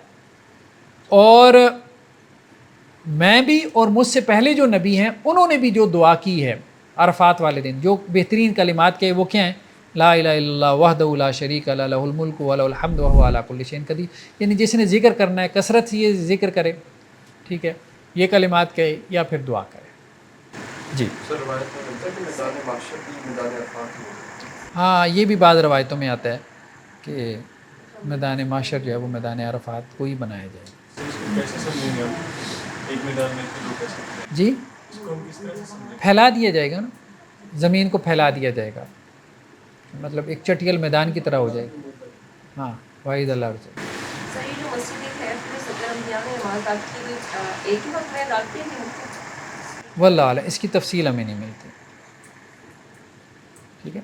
हाँ ये जो मसाजिद है ना, ये देखें ना, ये मस्जिद नमिरा है, ठीक है, ये उसकी पिक्चर है मस्जिद नमिरा की जो मैदान अरफात में है, ठीक है। तो अब ज़ाहिर बात है कि 40 लाख का अगर मजमा है तो 40 लाख कहाँ आ सकते हैं, वो तो हरम मस्जिद हराम में अभी गुंजाइश नहीं है, तो यहाँ मस्जिद में कैसे आ सकते हैं, ठीक है। तो बहुत रश पड़ जाता है। इसकी जो अगली साइड है ना, अगली पहली सफ़े, हाँ पिछली साइड नहीं, अगली कोई मेरे ख़्याल में 12 सफ़े हैं या 8 हैं, अब मुझे याद नहीं है, उनके बारे में कहा जाता है कि वो अरफात के मैदान में शामिल नहीं है, उससे पीछे शामिल है, लेकिन उन्होंने निशान लगाए होते हैं। आप थोड़ा सा गौर करें ना, उन्होंने निशान लगाए होते हैं, मुज़दलिफ़ा की भी मिना की भी जो बाउंड्रीज़ हैं ना, वो उन्होंने लिखा होता है बाकायदा, वहाँ बोर्ड्स लगे होते हैं। ये मस्जिद मशर हराम है, ये जो मुज़दलिफ़ा के अंदर है, मुज़दलिफ़ा में आप सल्लम ने यहाँ पे क़याम किया, इसके ऊपर लिखा भी हुआ है मस्जिद मशर हराम। तीसरी जो है ना, ये मस्जिद खैफ है जो मिना के अंदर है, ठीक है, जहाँ हमने कहा था कि 70 अंबिया ने। तो मिना में आपने क़याम करना है तो यहाँ पे जाके नमाज़ें वगैरह पढ़ें, कोशिश करें।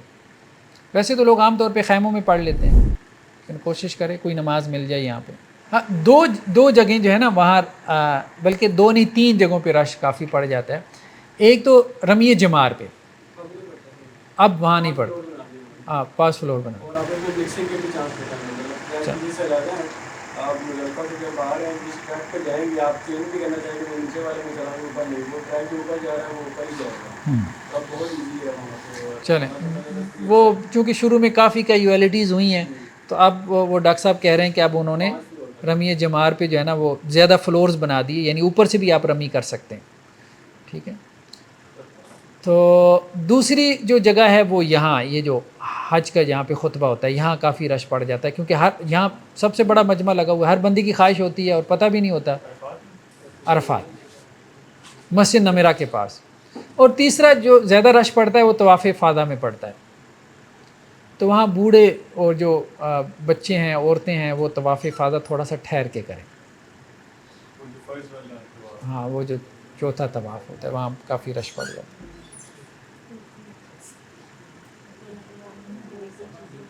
صیام عرفہ عرفہ کا جو روزہ ہے 9 ذی الحجہ کا یوم عرفہ کا تو وہ حاجیوں کے لیے نہیں ہے. ٹھیک ہے حاجیوں کے لیے نہیں ہے وہ غیر حجاج کے لیے. ٹھیک ہے کلیئر ہے جی. اور عرفات میں آپ نے ظہر اور عصر کو جمع کرنا ہے. اللہ کے نبی صلی اللہ علیہ وسلم نے ظہر اور عصر کو جمع کیا. اذان ایک تھی اقامت 2 تھی. یہ روزہ ہے ہمارے دن کے لحاظ سے عرفات ہم کس دن کے حساب سے روزہ رکھیں یہ اختلافی مسئلہ ہے. بعض علماء کہتے ہیں کہ ان کے عرفہ کے حساب سے رکھیں بعض کہتے ہیں کہ جی 9 ذی الحجہ کے حساب سے رکھیں. دونوں طرح کی رائے ہیں جس طرح مرضی رکھ لیں یہ بھی کہتے ہیں کہ دونوں رکھ لیں. ٹھیک ہے مجھے زیادہ بہتر یہ معلوم ہوتا ہے کہ اصل میں عرفات کے دن کی فضیلت ہے اور عرفات کا دن دنیا میں ایک ہی ہے.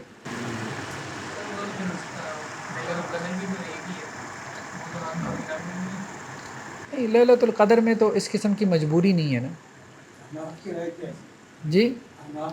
مطلب یہ ایک جدید قول ہے نا ایک تو اس میں ہر قسم کی رائے. اگر 1400 سال سے یا 1500 سال سے ایسے آ رہا ہے نا کہ یوم عرفہ کا روزہ تو یہ کسی نے 50 سال یا 100 سال سے تو آپ نے پتہ چلتا ہے کہ یوم عرفہ یا عرفات میں کس دن حج ہو رہا ہے. اس سے پہلے جو 1200 سال یا 1300 سال کے ان کے لوگوں نے جو ہے پھر کیسے اپنے کے مطابق رکھا ہوگا. ڈاکٹر صاحب اصل میں مسئلہ یہ تھا کہ یہ نا اختلاف ہم نے تاریخوں کے ابھی ڈالے ہیں. پرانے تو یہی ہوتا تھا کہ یہی چلتا تھا بس. ٹھیک ہے جیسے چاند اس کو نظر آ گیا اس نے اس کے مطابق کیا اس کو ایسے کرنا ایسے ہی چلتا تھا. تو سر یہ جو ظہر اور عصر جمع کریں گے اس میں ظہر اور عصر کا کوئی وقت کا ٹائم ہے یا عصر کے وقت ظہر کے وقت میں عصر کو آپ پڑھیں گے ظہر کے وقت میں اور اس میں اہل علم کا اتفاق ہے. ٹھیک ہے اگر کسی نے اکیلے بھی پڑھی ہے تو ظہر اور عصر جمع کرے گا جماعت کے ساتھ تو کرے گا ہی کرے گا. باقی وہاں قصر کرے گا کہ نہیں کرے گا تو بہرحال دیکھیں جو مسافر ہے ظاہری بات ہے اس نے تو قصر ہی کرنی ہے نا. ٹھیک ہے اب وہ سفر کے پھر مسائل ہم نماز میں پڑھیں گے. کچھ کے نزدیک جو ہے وہ مسافر نہیں بھی ہیں وہ ان کے دن جو ہے وہ 15 یا اس سے زیادہ ہو جائیں تو وہ مسافر نہیں رہ جاتے. لیکن بہرحال جی جو قصر ہوتی ہے وہ بھی اس کی بھی جماعت ہوتی ہے. ہاں اسی کی جماعت ہوتی ہے. وہاں پہ تو پھر وہ اس پہ امام کا ہے نا کیا قصر کرواتے ہیں پوری طرح. حضرت عبداللہ ابن عمر جو ہے وہ مکہ میں مقیم ہوتے تھے اور جب مینا میں پہنچتے تھے تو قصر کرتے تھے. بات سمجھ رہے ہیں وہ اتنے سفر پہ بھی قصر کر لیتے تھے. ہاں اس پہ اتفاق ہے کہ اکٹھی پڑھنی ہے ظہر اور عصر. اس پہ اتفاق ہے اجماع ہے یہ اجماعی مسئلہ ہے کہ ظہر اور عصر اکٹھی پڑھنی.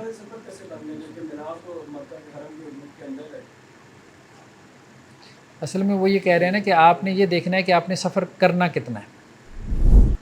جانا آپ نے عرفات ہے نا تو آپ کا سفر تو شروع ہو گیا یعنی ابھی آپ مسافر ہیں مینا میں وہ اپنے ڈیسٹینیشن کے اعتبار سے اپنے آپ کو مسافر کہہ رہے ہیں. اس کا تعلق سفر سے ہے. تو اب سفر کتنا ہو تو آپ قصر کریں گے وہ ایک اختلافی مسئلہ ہے. وہ جس کے ہاں جو مسئلہ ہے اس پہ عمل کریں. مسئلہ یہ ہے نا مقیم کی اور مسافر کی ڈیفینیشن میں اختلاف ہے وہ ہم. نیکسٹ کیا ہے جی عرفات سے واپس لوٹنا. اللہ کے رسول صلی اللہ علیہ وسلم فرمایا کہ ایک تو جب لوٹنا ہے تو وہ غروب شمس کے بعد لوٹنا ہے عرفات سے اور دوسرا کہا کہ سکینت کے ساتھ لوٹو سکون کے ساتھ اور جلدی نہ کرو. ٹھیک ہے کیونکہ جلدی کا کام جو ہے یہ کوئی نیکی نہیں ہے. اور واپسی میں لوٹتے ہوئے بھی کیا کرنا ہے تلبیہ کہنا ہے ذکر اذکار کرنے ہیں.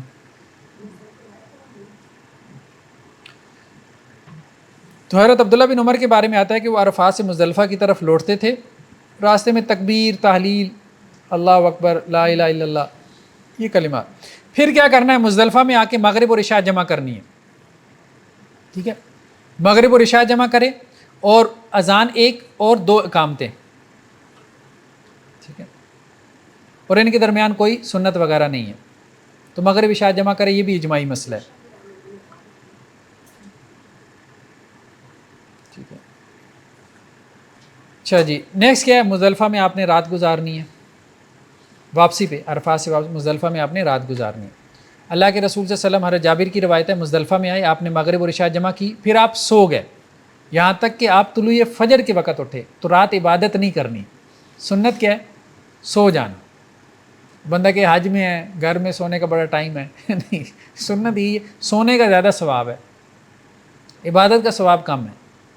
تو آپ صلی اللہ علیہ وسلم مغرب عشاء پڑھ کے سو گئے. حکمت کیا تھی؟ حکمت یہی تھی کہ 10ویں کے اعمال بہت سخت ہیں، 10ویں کا دن بہت سخت ہے، تاکہ تھوڑی سی راحت ملے، اگلے دن بے چین ہی رہے گا. تو اگلے دن جو ہے وہ فجر طلوع ہوئی تو آپ نے فجر کی نماز پڑھی، پھر آپ اپنی اونٹنی پہ سوار ہوئے یہاں تک کہ مشعر حرام کے پاس آئے، وہی جہاں پہ مسجد ہے، اور وہاں آپ کھڑے رہے یہاں تک کہ جب خوب روشنی ہو گئی. ٹھیک ہے، تو پھر آپ صلی اللہ علیہ وسلم جو ہے وہ طلوع شمس سے پہلے ہی نکل گئے. فجر مشعر حرام میں پڑھی، مزدلفہ میں پڑھی، پھر اس کے بعد آپ صلی اللہ علیہ وسلم مشعر حرام کے پاس آ کے کچھ دیر ٹھہرے ہیں. روشنی ہو گئی ہے، کیونکہ آپ اندھیرے میں فجر پڑھ لیتے تھے. جب روشنی ہو گئی، سورج طلوع نہیں ہوا تھا، تو آپ مزدلفہ سے نکل گئے. تو مزدلفہ کی رات آپ نے عبادت نہیں کی، یہ یہاں پہ انہوں نے اس کا ذکر کیا.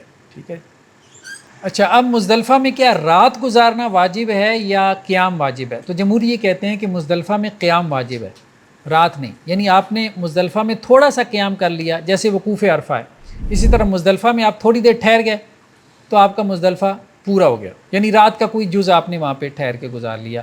باقی پوری رات گزارنا یہ سنت ہے. اگر کوئی پوری رات نہیں بھی گزار پایا، جیسے اللہ کے رسول صلی اللہ علیہ وسلم نے چرواہوں کو اجازت دی تھی، وہ چونکہ حجاج جو ہے نا وہ اپنی سواریاں لے کے آتے تھے، تو اس وقت چروائے ہوتے تھے جن کے حوالے وہ سواریاں کر دیتے تھے، وہ ان کی سواریوں کی دیکھ بھال کرتے تھے. اسی طرح حاجیوں کو پانی پلانے والے ہوتے تھے، ان کو آپ صلی اللہ علیہ وسلم نے اجازت دی تھی کہ وہ رات کو کیا کریں؟ واپس مکہ چلے جائیں. تو کسی کی مجبوری ہے تو وہ مکہ جا سکتا ہے مزدلفہ میں کچھ قیام کر کے. تو یہ بات انہوں نے یہاں پہ کی ہے. پھر مکہ سے رہے گا رمی جمعرات کے لیے. ہاں، پھر مکہ سے آئے گا رمی جمعرات کے لیے. نہیں، اختلاف مطلب وہ یہی ہے کہ قیام جو ہے نا، قیام مطلب حاضری ہوگی جسے کہتے ہیں، بس اتنی سی بات. جی، وقوف کہاں پہ کرنا ہے مزدلفہ میں؟ مزدلفہ میں کہیں پہ بھی جو ہے وہ وقوف کر سکتا ہے، سوائے وادی محصر کے. وادی محصر وہ جگہ ہے نا کہ جہاں ابرہہ کے لشکر کے اوپر جو ہے وہ عذاب آیا ہوا تھا، تو وہ مزدلفہ سے اور منا کے درمیان میں ہے، تو وہاں اس نے قیام نہیں کرنا. اس کے علاوہ کہیں پہ بھی کر لے. اور انہوں نے بورڈ لگائی ہوئی ہیں کہ یہ وادی محصر ہے، یہ فلاں. ٹھیک ہے، تو آپ صلی اللہ علیہ وسلم نے مشعر حرام کے پاس جو ہے وہ قیام کیا تھا. نیکسٹ کیا ہے؟ یوم النحر کے اعمال. 10ویں کا دن آ گیا، مزدلفہ سے آپ واپس چلے گئے منا میں، تو اب رمی کرے گا، پھر اس کے بعد ذبح، پھر اس کے بعد حلق، پھر اس کے بعد طواف. 4 چیزیں.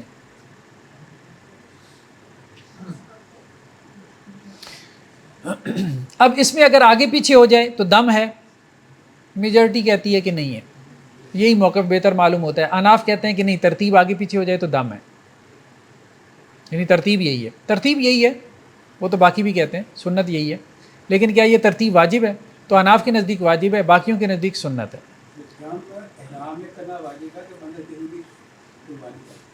نہیں، بعد میں وہاں پہ مطلب نہیں وہاں پہ مکہ میں کرے گا، لیکن بعد میں کر لے، کوئی حرج نہیں جب تک وہاں ہے. عبداللہ بن عمر سے روایت ہے کہ اللہ کے رسول صلی اللہ علیہ وسلم جو ہے وہ حجۃ الوداع کے موقع پہ منا میں آپ نے قیام کیا. یعنی مزدلفہ سے جب آپ واپس آئے منا میں تو لوگ آپ سے سوال کر رہے تھے. ایک بندہ آیا کہنے لگا اللہ کے رسول مجھے پتہ نہیں تھا، تو میں نے سر پہلے منڈوا لیا، قربانی بعد میں کر رہا ہوں، ٹھیک ہے، سر پہلے منڈوا لیا، قربانی بعد میں کر رہا ہوں۔ اللہ کے رسول نے کہا جاؤ قربانی کرو، کوئی حرج نہیں، اذبح ولا حرج۔ پھر ایک اور آ گیا، کہنے لگا اللہ کے رسول مجھے نہیں پتا تھا، میں نے قربانی پہلے کر لی ہے اور رمی بعد میں کرنے جا رہا ہوں، ٹھیک ہے۔ تو اللہ کے رسول نے کہا کوئی بات نہیں، جا کے رمی کرو، کوئی حرج نہیں۔ پھر وہ راوی یہ کہتے ہیں کہ اللہ کے رسول سے کسی بھی چیز کے بارے میں سوال کیا کسی نے بھی کہ جی میں نے یہ آگے پیچھے کر دیا، تو آپ صلی اللہ علیہ وسلم فرمایا افعل ولا حرج، جاؤ کرو، کوئی حرج نہیں۔ اس سے امام شافعی نے دلیل پکڑی ہے کہ یہ ترتیب سنت ہے۔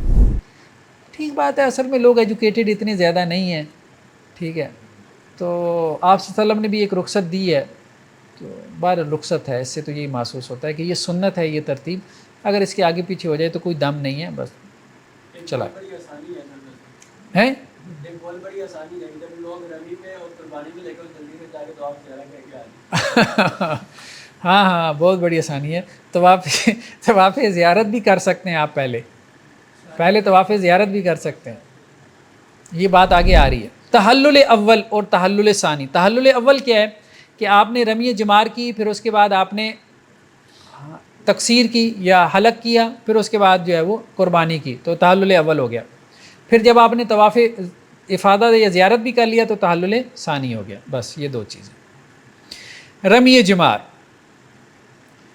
رمی جمار حضرت عبداللہ ابن عباس سے روایت ہے کہ اللہ کے نبی صلی اللہ علیہ وسلم فرمایا کہ یہ حضرت ابراہیم علیہ السلام کے مناسک میں سے ہے کہ شیطان ان کے سامنے آیا تھا، تو جمرہ عقبہ کے پاس انہوں نے، جو گھاٹی کے پاس جو ستون ہے، تو آپ صلی اللہ علیہ وسلم نے اس کو، حضرت ابراہیم علیہ السلام نے اس کو 7 کنکریاں ماری تھیں، یہاں تک کہ وہ زمین میں دھنس گیا۔ پھر دوبارہ سامنے آیا تو وہ دوسرا جمرہ ہے جہاں انہوں نے پھر اس کو 7 کنکریاں ماری، پھر وہ زمین میں دھنس گیا۔ پھر تیسری مرتبہ سامنے آیا جہاں تیسرا جمرہ ہے، تیسرا ستون ہے، تو پھر انہوں نے اس کو 7 کنکریاں ماری، پھر وہ زمین میں دھنس گیا۔ تو حضرت عبداللہ ابن عباس نے کہا کہ تم بھی شیطان کو کنکریاں مارتے ہو اور یہ تمہارے باپ ابراہیم کی سنت ہے جس کی تم پیروی کرتے ہو۔ تو بہرحال رمی جمار جو ہے، رمی جمار کیا ہے، جمہور یہ کہتے ہیں کہ جی یہ واجب ہے، رکن نہیں ہے۔ واجب سے مراد یہ ہے کہ اگر یہ رہ جائے گی تو دم، ہاں جان بوجھ کے چھوڑے تو غلط ہے، حضرت حاضر علیہ السلام نے رمی کیا لیکن سنا ہے نہیں ایسی کوئی بات نہیں ملتی، حضرت ابراہیم کی طرف اس کی نسبت ہے۔ وہ جو کنکری ہے کتنی ہونی چاہیے، تو روایتوں میں ملتا ہے کہ جی چنے کے دانے کے برابر، لیکن چھوٹی بڑی بھی ہو سکتی ہے، مطلب ایک چیز پریفرڈ ہے، زیادہ بڑی اس لیے نہ ہو کہ کسی کے سر پہ لگ جائے، ظاہر دور سے مار رہے ہیں نا، تو اس کے لیے تکلیف اور اذیت کا باعث بنے، اور اتنی چھوٹی بھی نہ ہو کہ وہ وہاں پہنچی ہی نہیں۔ کچھ لوگ وہ نا جوتیاں لے لیتے ہیں۔ ہاں نہیں جوتیاں وغیرہ مارنا اور یہ نہیں، بس کنکری مارے بس، ٹھیک ہے ٹھیک ہے۔ ایک روایت میں یہ بھی ہے کہ آپ صلی اللہ علیہ وسلم نے کہا کہ تم میں سے بعض کو قتل نہ کر دے، جب تم جمرہ کو کنکری مارو تو یہ چنے کے دانے کے برابر، یعنی مناسب کنکری مارو، مطلب اینٹ اٹھا کے نہ دے مارے نا، کسی کا سر نہ پھاڑ دے، کہنے کا مقصد یہ۔ حضرت عبداللہ ابن عباس سے ہے کہ اللہ کے رسول صلی اللہ علیہ وسلم نے مجھے کہا تھا کہ میرے لیے کنکریاں لے آؤ، تو یہاں سے بعض ائمہ نے استدلال کیا ہے کہ اللہ کے رسول نے منا میں انہیں کہا تھا کہ کنکریاں لے آؤ، تو اس کا مطلب یہ ہے کہ کہیں سے بھی کنکریاں چن سکتے ہیں، ٹھیک ہے، مشعر حرام سے لے لے، مزدلفہ سے لے لے، وہ زیادہ بہتر ہے۔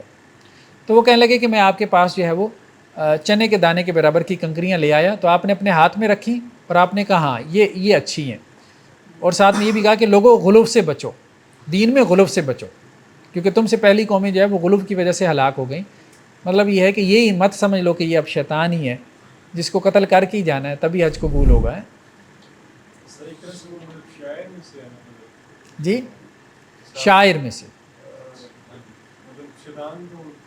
ظاہری بات ہے، وہ یہی بات کر رہے ہیں نا کہ دیکھیں وہاں گولیاں چلانا نہ شروع ہو جائے، کلاشن کو لے جائے اور کہے کہ جی میں رمی کر رہا ہوں ایک برسٹ مار کے، نہیں اس طرح سے نہ کرے، بس کنکری مارے بس، ٹھیک جی ہاں وہ بات آگے آ رہی ہے۔ تو کہاں سے کنکریاں لے گا؟ حضرت عبداللہ ابن عمر سے ہے کہ مزدلفہ سے لے لے، بہتر ہے، باقی یہ ہے کہ کہیں سے بھی لے سکتا ہے، کوئی حرج نہیں ٹھیک ہے جی۔ مزدلفہ اور منا میں بھی جو ہے نا، آپ سمجھیں کہ مکہ سے لے کے جو ہے نا، ایک منٹ ابھی آپ کو بتا دیتا ہوں.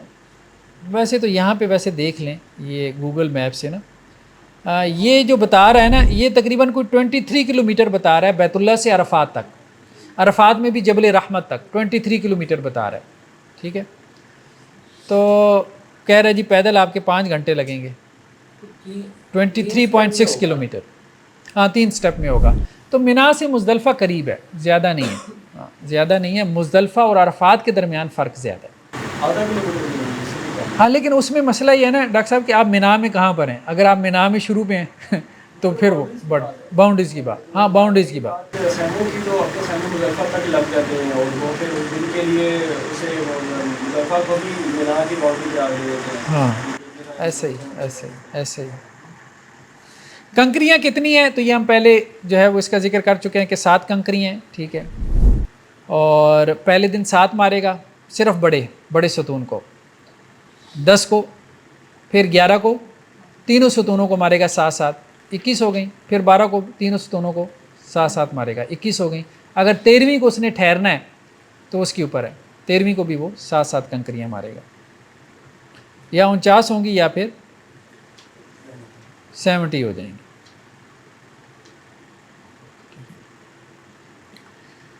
اچھا جی، رمی کے ایام وہی بات ہے کہ رمی کے ایام جو ہے وہ 3 ہیں یا 4 ہیں، یعنی 10 11 12، یا پھر بعد نے کہا کہ 13 بھی ملا لیں. وہ قرآن میں بھی ہے، اگر آپ 13 کو ملا لیں، ومن تاخر فلا اسم علیہ. ٹھیک ہے، تو اس میں بھی کوئی گناہ نہیں. یوم النہر والے دن رمی، یوم النہر والے دن رمی کا وقت کیا ہے؟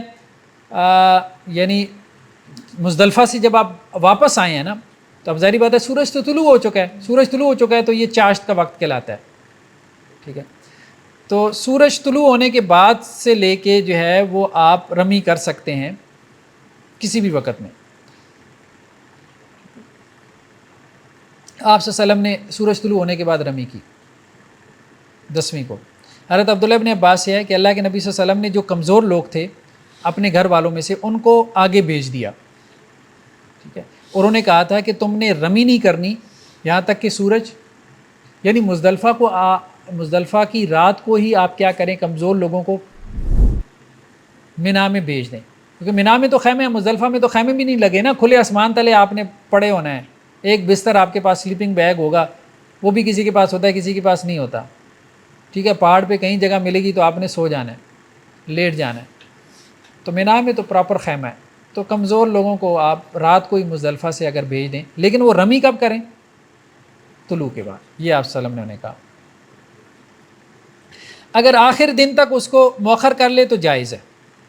ٹھیک ہے، تو ابن عبد البر کہتے ہیں کہ اس پہ اہل علم کا اجماع ہے کہ یوم النہر یعنی قربانی والے دن وہ سورج غروب ہونے سے پہلے رمی کر سکتا ہے. یعنی طلوع آفتاب کے بعد سے لے کے سورج غروب ہونے تک یہ رمی کا وقت ہے 10 کو.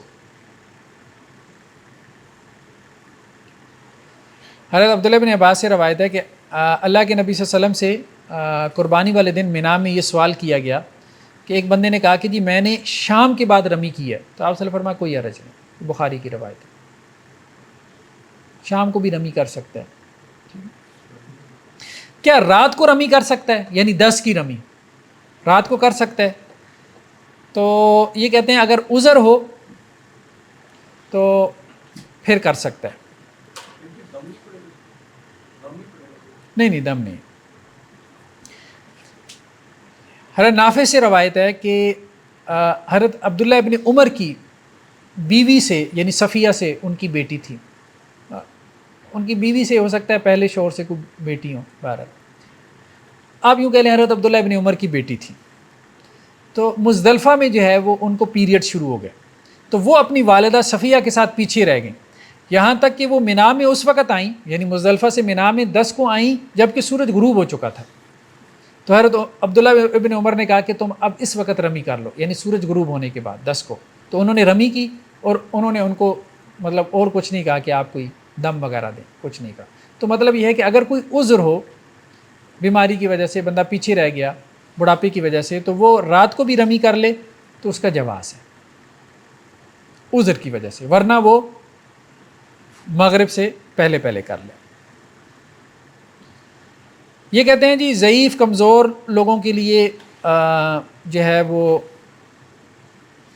آدھی رات کو رمی کی اجازت، تو یہ اجازت ہے، ٹھیک ہے، یہ اجازت ہے۔ حضرت عائشہ رضی اللہ عنہ سے ہے کہ اللہ کے نبی صلی اللہ علیہ وسلم نے ام سلمہ کو مطلب جو اس کی قربانی کی رات تھی، انہیں آپ صلی اللہ علیہ وسلم نے بلوا بھیجا اور کہا کہ آپ فجر سے پہلے پہلے جو ہے وہ رمی کر لیں۔ یہ 11 قریب بن گئے، جی یہ 11 قریب بن گئے، میں نے تو 10 ہوا نا، میں کراس ہو گیا وہ والا ڈے۔ جی جی جی، اور پھر جو ہے طواف افاضہ کر لیں۔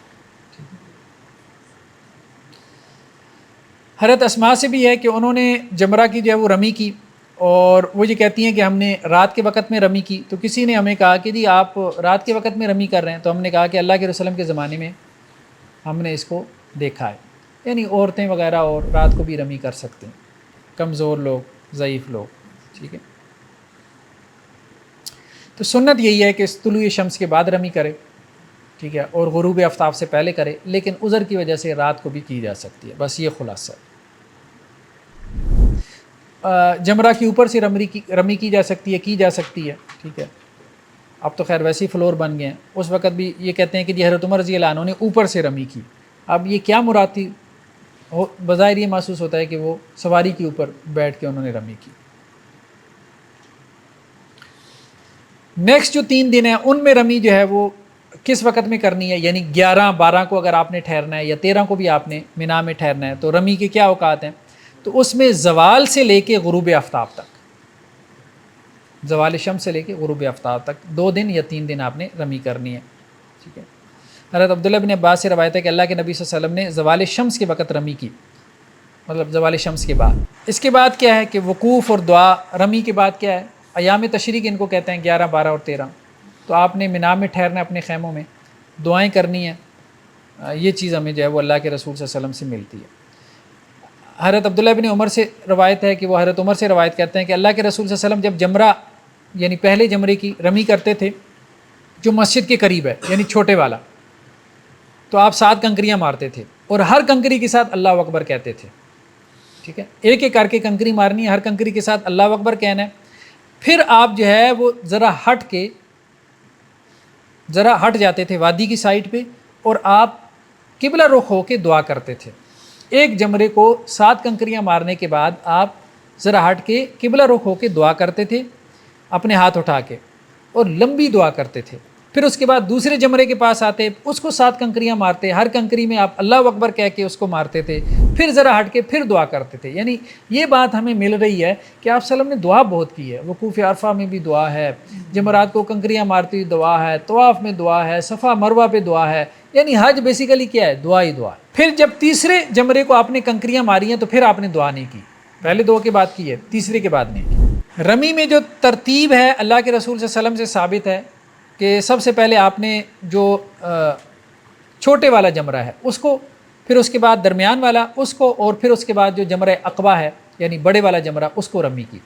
تو یہ ترتیب جو ہے وہ سنت ہے، لازم نہیں ہے۔ رمی کرتے ہوئے تکبیر کہنا، دعا کرنا، ٹھیک ہے، یہ بات ہمیں ملتی ہے، ہر کنکر کے ساتھ تکبیر کہنا، ٹھیک ہے، اور کچھ نہ صحیح۔ حضرت ابراہیم نخی سے بندہ یہی کہہ دے یا اللہ میرا حج قبول کر لے، یہی کہہ دے، بہرحال یہ مسنون ہے، کوئی بھی دعا کیا جا سکتا ہے۔ رمی میں نیابت ہو سکتی ہے، بوڑھوں کی طرف سے، کمزور عورتوں کی طرف سے، بچوں کی طرف سے نیابت ہو سکتی ہے۔ حضرت جابر سے ہے کہ ہم نے اللہ کے رسول صلی اللہ علیہ وسلم کے ساتھ حج کیا اور ہمارے ساتھ عورتیں تھیں، بچے تھے، اور ہم نے بچوں اور عورتوں کی طرف سے رمی کی، ٹھیک ہے۔ مینا میں راتیں گزارنا یہ واجب ہے، یعنی 11 12 یا پھر آپ نے 13 بھی گزارنی ہے تو وہ بھی آپ کے اوپر ہے۔ اناف کہتے ہیں یہ سنت ہے، باقی ائمہ کہتے ہیں کہ یہ واجب ہے۔ اچھا جی، نیکسٹ حج کہتے ہیں جو آپ حج کے موقع پہ قربانی دیتے ہیں۔ عام قربانی کو اضحیہ کہتے ہیں، جو حج کے موقع کی ہوتی ہے اس کو حج کہتے ہیں، یعنی ایک طرح سے ہدیہ ہوتی ہے، بیت اللہ کی نظر ہو جاتا ہے، اس کو اس لیے حج کہتے ہیں، ٹھیک ہے۔ تو بہترین قربانی جو ہے وہ اونٹ کی ہے، وہ نہ ہو تو گائے کی ہے، یعنی گائے میں 7واں حصہ ڈال سکتا ہے، وہ نہ ہو تو بھیڑ بکری کی بھی قربانی کر سکتا ہے، ٹھیک ہے، یعنی حج کے موقع پہ۔ حضرت جابر سے روایت ہے ہم نے اللہ کے وسلم کے ساتھ حج کیا تو ہم نے 7 لوگوں کی طرف سے اونٹ ذبح کیا اور 7 لوگوں کی طرف سے گائے ذبح کی۔ قربانی 2 قسم کی ہے، ایک مستحب ہے ایک واجب ہے۔ جو حج کی ہے، جو مستحب ہے وہ حج افراد میں ہے، حج افراد کی قربانی مستحب ہے، وہ واجب نہیں ہے، ٹھیک ہے۔ لیکن حج قران اور حج تمتع کی جو قربانی ہے یہ واجب ہے۔ حج قران میں قربانی ساتھ لانا وہ مستحب ہے، تو حج افراد میں جو قربانی ہے وہ مستحب ہے، پریفرڈ ہے، جبکہ حج قران اور تمتع میں یہ واجب ہے۔ ہاں حج قران میں صرف اتنی بات ہے کہ ساتھ قربانی لے کے آنا یہ مستحب ہے، یہ واجب نہیں، اگر کوئی کر سکتا ہے تو کر لے۔ ہاں حج کی شروط کیا ہیں؟ وہی ہیں کہ وہ مثنیٰ ہونا چاہیے، مطلب دوندہ ہونا چاہیے جسے ہم کہتے ہیں، ٹھیک ہے۔ دوندہ سے مراد یہ ہے کہ اس کے سامنے کے جو 2 دانت ہیں وہ گر جائیں اور پھر اس کی جگہ 2 نئے دانت آ جائیں، جیسے ہمارے یہاں بچوں کے دودھ کے دانت گر جاتے ہیں۔ تو بھیڑ بکری میں عموماً 1 سال، گائے میں 2 سال اور اونٹ میں 5 سال، یہ دوندہ ہوتا ہے۔ جو بھیڑ ہے اس میں 6 ماہ کا کھیرا جسے ہم کہتے ہیں وہ بھی جائز ہے۔ دوسرا کیا ہے؟ عیب سے پاک ہو، ایک دوندہ ہو، دوسرا کیا ہے؟ عیب سے پاک ہو۔ یہ عام بھی قربانی کے جانور اس کی بھی یہی شرائط ہیں۔ عیب سے مراد یہ ہے کہ اس کو خارش کی بیماری نہ ہو، کمزور نہ ہو، کہ اس کی ہڈیوں میں گودا نہ ہو، کانا نہ ہو، لنگڑا نہ ہو، تو یہ مراد ہے، ایسا کوئی عیب نہ ہو قربانی کے جانور میں۔ تیسرا یہ ہے کہ قربانی کے جانور کو کوئی پٹے وغیرہ ڈالنا، کوئی نشانی لگانا، تو یہ چیز مسنون ہے تاکہ معلوم ہو کہ حج اور عمرہ کے لیے جا رہی ہے، تو اس میں کوئی حرج نہیں۔ ہمارے یہاں بھی لوگ ان کو کچھ سجاتے سنوارتے ہیں، نشان لگاتے ہیں، تو کوئی حرج نہیں۔ فارم میں کچھ لوگ کٹ لگا کے اپنے فارم کی نشانی لگاتے ہیں۔ ہاں فارم میں کٹ لگاتے ہیں، کٹ جو ہے نا ان کو ایجوکیٹ کرنا چاہیے، جیسے کانوں میں کٹ لگا دیتے ہیں، ٹھیک ہے، تو یہ مناسب نہیں ہے، مناسب نہیں ہے۔ بہرحال یہ کوئی ایسا عیب نہیں ہے جس کی وجہ سے ڈیری فارمنگ ہو رہی ہے، 10,000 جب مل جائے تو خریدے جا سکتے ہیں۔ ہاں خریدے جا سکتے ہیں، یہ کوئی عیب نہیں ہے، ٹھیک ہے۔ کسی کا کان آدھا نہیں ہے یہ ایک عیب ہے، ایک ویسی چیرا دیا ہوا ہے نشان کے لیے تو اس کو ایجوکیٹ کریں، لیکن بہرحال یہ کوئی ایسا عیب نہیں ہے جس کی وجہ سے اس کی قربانی نہ ہو، ٹھیک ہے۔ باقی کچھ ضعیف روایتیں ہیں وہ ہمارے یہاں کچھ علماء بیان کر دیتے ہیں قربانی کی شرائط کے حوالے سے، تو ضعیف روایتوں کا بہرحال کوئی مقام اور مرتبہ نہیں ہے، ٹھیک ہے۔ تو جو عیب ہیں وہ وہی 4 ہیں جو ہم نے ابھی ذکر کیے ہیں۔ قربانی کے جانور کی سواری کر سکتا ہے، دودھ وغیرہ دو سکتا ہے، ٹھیک ہے، کوئی حرج نہیں ہے۔ ذبح کا وقت کیا ہے؟ ذبح کا وقت مطلب جو بھی ایام تشریق ہے، ٹھیک ہے، 10 11 12، ٹھیک ہے، تو وہ ذبح کا وقت ہے۔ بہرحال اس میں بھی کوئی چھوٹا موٹا اختلاف ہے، ذبح کہاں کرنا ہے، اس نے وہی حرم کے اندر کرنا ہے ذبح، وہاں پہ جو اس نے کرنا ہے، جی حرم مکی میں، جی۔ اور اونٹ کا نہر ہوتا ہے، عام جانور کو ذبح کیا جاتا ہے۔ نہر کا مطلب یہ ہے کہ اس کو آپ کھڑا کریں گے، ایک اس کی ٹانگ باندھیں گے، 3 ٹانگوں پہ وہ کھڑا ہوگا اور اس کے آپ کٹ لگائیں گے۔ 3 رگیں ہوتی ہیں نا جانور کی، ایک اس کی خوراک کی نالی ہوتی ہے، ایک اس کی سانس کی نالی ہوتی ہے اور ایک اس کی خون کی نالی۔ تینوں رگیں کٹ جائیں تو ہم کہتے ہیں وہ ذبح ہو گیا۔ تو اس کی خون کی نالی کو کٹ لگاتے ہیں جس سے اس کا خون نکلتا ہے فوارے کی طرح، پھر وہ گرتا ہے، پھر اس کو ذبح کرتے ہیں۔ اس کو نہر کہتے ہیں، یہ مسنون ہے۔ آپ صلی اللہ علیہ وسلم نے جو ہے وہ 100 کے قریب قربانیاں دی تھیں، اور یہ تطوع تھی، ظاہر بات ہے 100 قربانی تو نہیں ہے حج کے موقع پہ، تو یہ تطوع کی قربانی تھی۔ 100 اونٹ، جس میں سے غالباً 63 آپ صلی اللہ علیہ وسلم نے خود نہر کیے تھے، باقی حضرت علی نے کیے تھے۔ قربانی کی کھال جو ہے وہ اجرت میں نہیں دے سکتا کسائی کو، ٹھیک ہے، اپنی طرف سے اس کو کوئی عطیہ دے سکتا ہے۔ گوشت اس کو بطور صدقہ دے سکتا ہے، ہاں بطور صدقہ گوشت دے سکتا ہے، اس میں کوئی حرج نہیں ہے۔ خود کھا سکتا ہے، قربانی کے جانور میں خود کھا سکتا ہے۔ تقسیم کس طرح سے کرے؟ کچھ نے کہا کہ آدھا اللہ کے راستے میں دے دے، آدھا خود کر لے، کچھ نے کہا 3 حصے کر لے۔ تو یہ تقسیم مطلب آپ کہہ لیں کہ جی کوئی لازم نہیں ہے، بعض صحابہ سے ملتا ہے کہ وہ یہ کہتے تھے کہ 3 حصے کر لیے جائیں، تو بہرحال اگر کر لے تو اس اعتبار سے پریفرڈ ہے، لیکن کوئی لازم نہیں ہے۔ حلق اور تقصیر، یہ بات ہمارے سامنے آ گئی کہ حلق کا مطلب ہے کہ اپنا سر منڈوا لینا، اور تقصیر کا مطلب ہے بال چھوٹے کروا لینا۔ حلق کو آپ صلی اللہ علیہ وسلم نے پسند کیا، بلکہ آپ صلی اللہ علیہ وسلم فرمایا کہ اللہ تعالیٰ رحم اللہ المحلقین، حلق کروانے والے پہ اللہ کی رحمت ہو۔ تو صحابہ نے کہا اللہ کے رسول تقصیر کروانے والوں پہ بھی، تو اللہ کے رسول نے کہا حل کرنے والوں پہ اللہ کی لعنت ہو۔ انہوں نے کہا اللہ کے رسول ہمارے لیے بھی کر رہے ہیں جو تقصیر، اللہ کے رسول نے پھر تیسری مرتبہ کہا حل کروانے والوں پہ اللہ کی رحمت ہو۔ جو لکھا ہوا ہے کہ صاحب کو بطور اجرت اجرت میں نہیں دے سکتے نا، وہ بات ہم کر چکے ہیں، ٹھیک ہے۔ سر کھال کہاں جائے گی اس کی؟ کھال مطلب کہیں پہ بھی آپ دے دیں، سب سے بہتر طریقہ جو غریب مسکین کو دے دیں، کسی غریب مسکین کو دے دیں. یہ بھی ہے کہ اپنے ذاتی استعمال میں بھی لا سکتا ہے، کوئی حرج نہیں. جیسے وہ پرانے زمانے میں چمڑے کا مشکیزہ بنا لیتے تھے، کوئی حرج نہیں، غریب مسکین کو دے دے. اب تو خیر کسی زمانے میں اس کی ویلیو ہوتی تھی، اب تو خیر وہ ویلیو بھی نہیں رہ گئی، ختم کروا وہ ختم ہو گئی ہے بالکل. چلیں جی، میرے خیال میں اتنا ہی کافی ہے. ٹھیک ہے جی.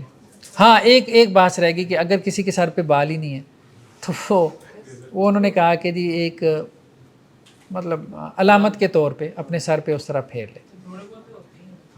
ٹھیک، نہیں کسی کے سر پہ ویسے ہی بال نہیں نہ ہوتے. چلیں جی، انشاءاللہ سے ہمارا کتاب الحج مکمل ہوا. سبحانک اللہم و بحمدک، نشہد ان لا الہ الا انت، نستغفرک.